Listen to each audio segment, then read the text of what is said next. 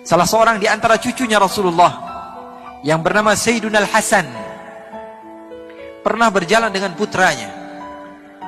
Di beberapa tempat dia berjumpa dengan orang pedalaman yang benci kepada keturunan Rasulullah.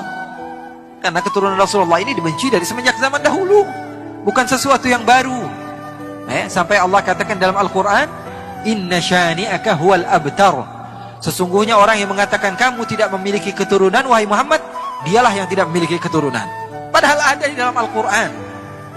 Loh, memangnya keturunan Nabi masih ada? Ada saja yang bertanya seperti itu.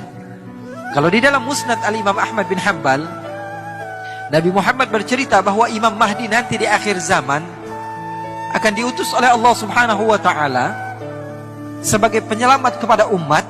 Kata Rasul, dan dia dari keturunan saya. Sekarang pakai akal.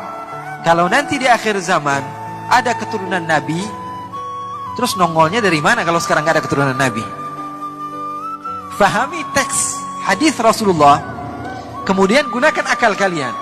Kalau Nabi Muhammad mengatakan nanti di akhir zaman ada seorang imam yang bernama Imam Mahdi, dia namanya seperti nama saya, nama ayahnya seperti nama ayah saya, dan dia termasuk daripada keturunan saya.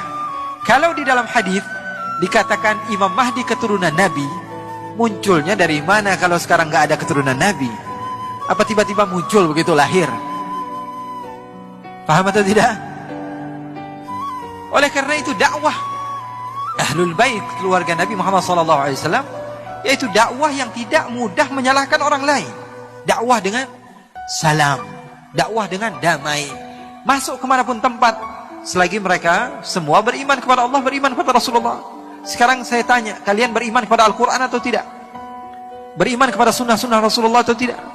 Sama berarti, sama seperti yang lain-lainnya. Oleh karena itu sayang sekali kalau kita beriman kepada Al-Quran, beriman kepada sunnah Rasulullah SAW, kemudian kita jauhi sebagian ikhwan kita. Tidak. Kalau kamu mau mendakwah, dakwah itu bahasa Arab artinya da'a yad'u, artinya mengajak, bukan mengejek. Bukan. Dakwah itu mengajak, bukan mengejek. Pendakwah itu mengajak orang lain untuk menuju surganya Allah Subhanahu wa ta'ala. Sayyidina Hasan suatu saat sedang berjalan-jalan, tiba-tiba ada beberapa orang yang datang dari luar kota Madinah mengejek Sayyidina Hasan. Dia bilang, "Hei, kamu ini orang zalim. Hei, kamu ini mengaku cucu Nabi tapi kamu tidak berakhlak. Kamu ini adalah orang yang fahish. Kamu ini adalah orang yang begini dan begitu." Diejek. Anaknya udah marah nih. Anaknya sudah kesel. Dibilang, "Ayah kok diejek gak marah-marah? Bapak kok dibilang begini, dibilang begitu, kok kamu tidak marah, biasa saja? Bahkan wajah kamu tidak berubah sedikit pun." Apa kata Sayyidina Hasan?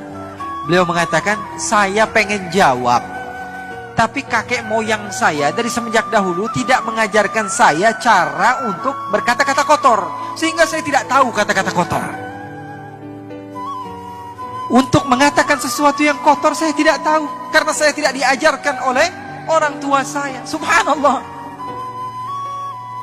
Apakah sudah tidak ada orang yang seperti itu? Ada, cuma mata kita saja dipenuhi dengan suudzon. Banyak. Orang yang dekat dengan Allah itu masih banyak.